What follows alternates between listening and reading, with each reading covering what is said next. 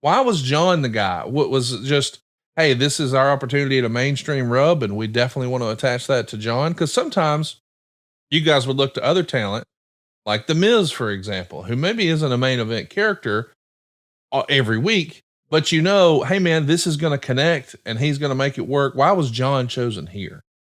John was the biggest star. I think John was going to get the most play out of it. And when you take a look at Kevin Federline, who was in so many headlines and involved in so much controversy outside of our business, that really the only guy to rub him up against was John Cena. And it was a way for fans to get behind Cena, because definitely if there was one person that was easier to hate than John Cena, it was Kevin Federline. And people didn't know a whole lot about Kevin other than he was Britney's husband at the time and very controversial. So who better?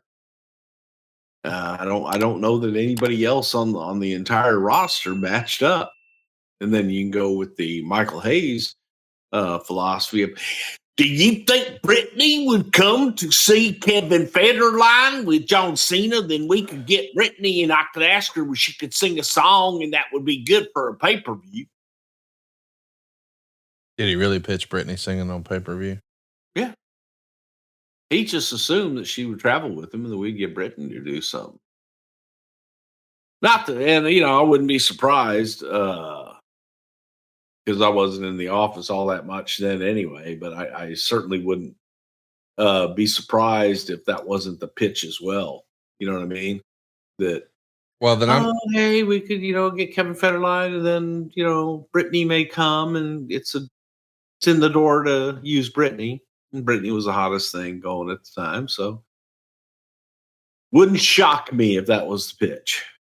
Wouldn't shock me if he's pitched something similar with Travis Kelce. But these are all good ideas, right? No bad ideas. Sure they are. There's no such thing as a bad idea. That's right. Do you think anybody else was ever considered for the Federline thing? Like when Federline is going to be coming over, does he make a request? Is he interested in, hey, I like this guy or I like that guy, or he's just game to do whatever? Just like do something. That's fun. And then I think doing it with Cena is even more exciting, because now you're doing it with the top guy, and John makes everything just easy as can be. You told us in the past that Federline was probably one of the celebrities you had the most fun with. And you were kind of surprised by that because he was on time. He did everything he was asked to do. He was reliable. He was dependable. And he actually gets a win on New Year's Day over John Cena, January 1st, 2007. Now, I had a little help from Umaga.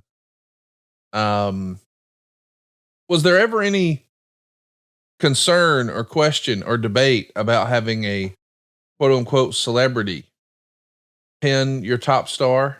Or is that just passe by 2007? Well, you said that Federline was quote unquote celebrity.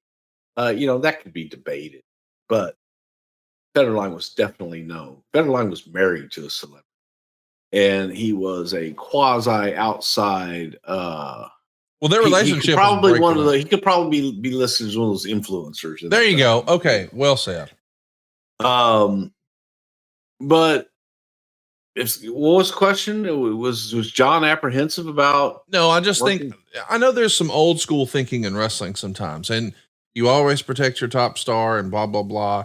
Was there someone from the older guard who was like, wait a minute, we can't have this non-wrestler pin our champion? And I know Umaga's there, but I'm just curious. Do you think that was even a debate in 2007? Or at that point, did everybody sort of get, hey, this just gets us to the next thing? It doesn't matter. I'm sure there were people who thought, what are we doing? However, I think that there were a lot of people that were wondering what the hell Jerry Lawler was doing with Andy Kaufman, what Hulk Hogan was doing with Mr. T. Right. And this was a different time, a different era as far as the celebrity. What actually made a celebrity a celebrity? That's why, when you say quote unquote quasi influencer, whatever the hell he was famous. People knew the name, people knew him, and they had an opinion about Kevin Federline. Most of those opinions were not that popular, wasn't well liked. And that's goes to the same thing in the business. When people would meet heels back in the day, they would find out, oh my God, he's the nicest guy. But yeah, he's a bad guy on TV. You would meet your heroes, and they would be the biggest assholes. And you would say, oh my God, he's such a nice guy on TV, but he's so mean and just nasty in real life. So I say all that to, say that in this particular situation with Kevin Federline, man, he was such a joy to work with. And he was easy. He was very respectful, probably a little scared to be in there because he was like, yeah, okay, man. He was a dancer, so he was in great shape. Right. Smoked, probably a carton of cigarettes a day.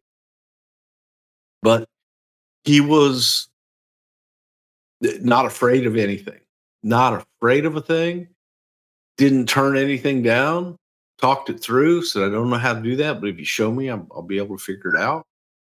And it just went in with a great appreciation of what it is that we do in our business. So hats off to him for that, because it was very easy when you have someone like that to do business with. Hey, it's Conrad Thompson here to tell you a little more about what adfreeshows.com is all about.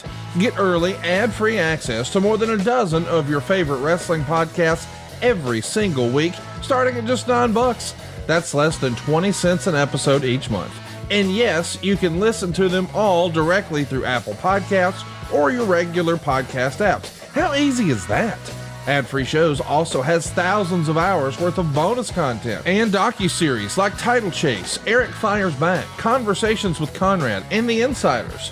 Plus new series like The Book with David Crockett, Monday Mailbags with Mike Chioda and Nick Patrick, and a whole lot more.